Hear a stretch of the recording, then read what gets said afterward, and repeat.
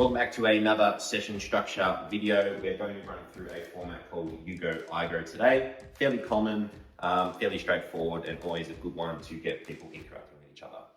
So how this one works is you're going to get two of your members, pair them up, and the principle is basically one person's working, one person is resting. They're going back and forth until a time limit is up. So for today's example, I've got 4 to 6 minutes. Okay, so they're going to work back and forth, hit the targets, and then obviously that time limit will be the end.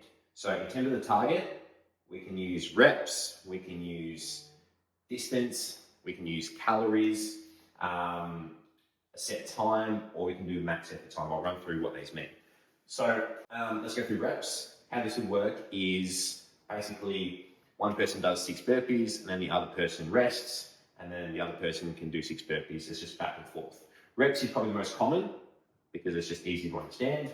If you're using ergs like rowers, ski ergs, you can start to play around with targets such as calories and distance as well. So for example, I've got 10 cal on the rower. One person will pump out 10 calories and then back and forth until the time limit is up. And then you've also got distance based as well if you want to use meters for the rower. Set time, if you're doing, planks, for example, where 30 seconds to a minute is a good challenge, you could just say, hey, every 30 seconds, swap back and forth until you hit the time limit that's prescribed there.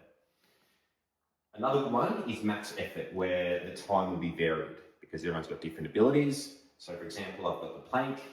One person might do a minute plank, that's their failure point, and then the other person would come in, do a plank to failure, they might get 45 seconds, that's still a max effort for them. So we'll go back and forth until the time limit is up.